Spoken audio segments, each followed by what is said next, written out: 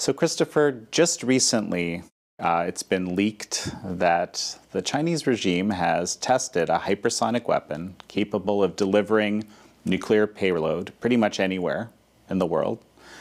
I don't think it hit its mark exactly, but it shows a pretty incredible capability that apparently we didn't know about in the West.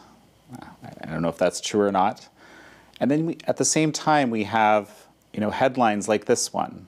Washington hears echoes of the 50s and worries. Is this a Cold War with China? Well, I think it's very difficult to look at the past decade under the rule of Xi Jinping, and specifically within the past, let's say, 2 to 4 years, and not already know that we're effectively in what I would term a Cold War 2.0.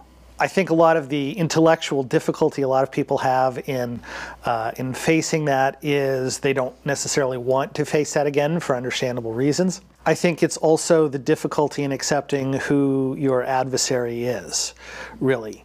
If we were to look at China against various metrics of other countries that we would term like the Soviet Union or similar types of countries, China pretty much fits a lot of those types of metrics that we would be looking at. State-sponsored oppression, expansionary objectives in different ways. So I think it's very, very difficult to almost understand for me how one arrives in 2021 not already accepting that as fact. Okay, let's talk about the hypersonic weapon now. Do you think that U.S. intelligence was actually caught unawares, and frankly, the Western world was caught unawares as to the reality of the development of this, or as far along as it is? I would be surprised if they were as surprised as the Financial Times report makes them out to be. I did not know that they were working on a hypersonic, or as China has now termed it, a space vehicle, a space test, but China has clearly been working on similar types of vehicles, similar types of weapons delivery systems. They clearly have been working on that level of advanced technology. So even if you don't know that they're working on that exact product, it is very reasonable to just take as a given that they're working on those general class and those general types of delivery system that can avoid American defenses to deliver weapons to American and other countries' shores. So I'm a little skeptical that we're as surprised as we're making it out to be. Okay, well, so why the leak and why now? It's a little bit puzzling, to be honest, because it was clearly what I would term an authorized leak. This was clearly not some whistleblower, or, the report did not make it out to be like any whistleblower or something like that. So it's what I would term, an approved leak. Governments have approved leaks where they want to make it sound like a leak, but, they get in a room and say, okay, which reporter do we want to leak it to? And, who are we going to give them to talk to and stuff like that. It was clearly an approved leak. We don't see anybody from, let's say, the political side weighing in on this. This doesn't seem to match what we know about what the Biden administration has talked about or how they seem to be approaching China. So I'm skeptical that it comes from the Biden administration or any of their political appointees. It seems to come more from the defense or intelligence type of community. And this leads to the distinct possibility that if it was an authorized leak from the intelligence or department defense sector, that there is probably a, let's say, growing fission between what the intelligence, law enforcement, defense sector is seeing with regards to China and how they believe China should be treated, and how the political wonks in DC from the Biden administration would rather treat China. So, as you're just saying this, it actually reminds me something that I came across today in your Twitter feed. Elbridge Colby is saying, probably my biggest concern, urgent concern with Biden administration's China strategy is that they seem to be confused about our, quote, desire for this not to be a military conflict with the presumption that it will not be. And it references a piece that he's talking about. And your commentary is that the administration might just not be ready to accept this kind of a reality. What I meant by that was, I think there is this misconception in the United States and a lot of other countries that whatever we do is going to impact China.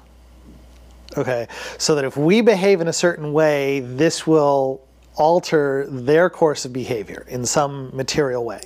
Okay, so whether or not we want to treat it as a Cold War, whether or not we want to treat it as a conflict, doesn't matter. It's irrelevant. How does China view the situation? How are they behaving?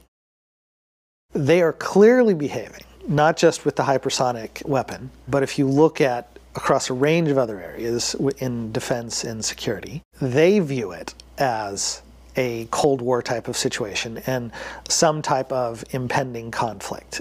We could look at the South China Sea. We could look at what they've been saying and how they've been behaving with regards to Taiwan. We could look at Hong Kong. Clearly, that gives us an idea of how they are viewing the outside world. So I think when Colby is saying that, we need to say, it doesn't matter what we think. We need to understand how our counterparty is viewing the situation and react to that. So let's take Taiwan. Okay, so what does Taiwan tell us? What do these, this dramatic increase in overflights and I've been looking at various types of this weaponized merchant marine activity off the coast. I mean, there's a lot more activity. What is this telling us right now? One of the things about Xi that I think is very clear is that he views himself almost with a sense of manifest destiny with regards to China. Okay, that he is the individual that will restore China to its rightful place, sitting as the unrivaled power in the world, that he is restoring China to its central place of power and control. And that is his job. He views himself very much, almost, even though it's not religiously accurate, almost as a messianic figure with regards to China.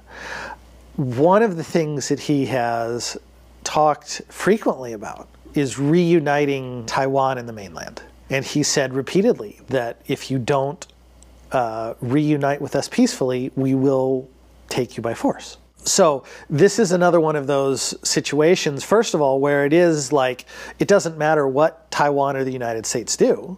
We could say it in the nicest possible language.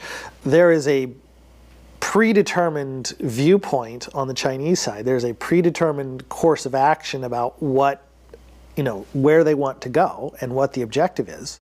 And either the rest of us get with that plan or we are the enemy. Okay? So what we're seeing with a lot of these situations, the increased activity, have to do with Xi Jinping view about reuniting as part of this sense of restoring China to its rightful place as a type of almost manifest destiny. If you view it in that sense, I think it makes a lot more sense.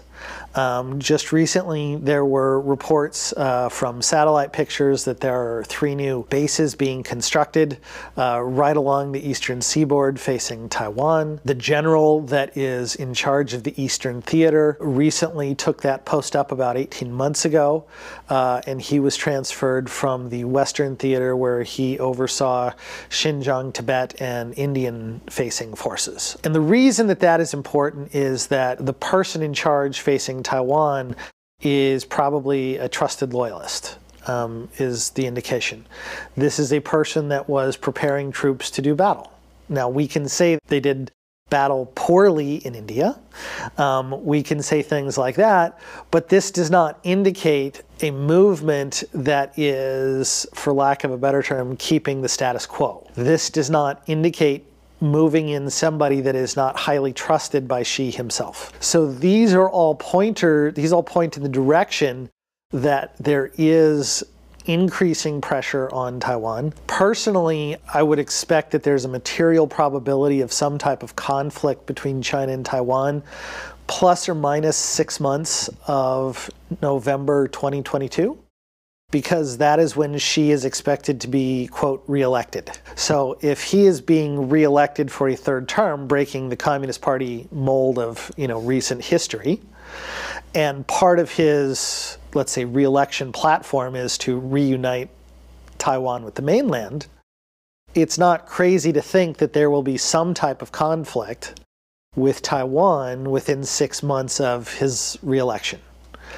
Now, I should say, conflict can mean a variety of things. This doesn't necessarily mean a Private Ryan type storming of the beaches. That this can be a variety of approaches, but I do think it is very fair to say that there is a 30 to 40% probability of some type of conflict with Taiwan within, plus or minus 6 months of his reelection. So you're talking about election or re-election. No, there's been, a lot of coverage in the past of him making himself dictator for life. And so what does this election really mean?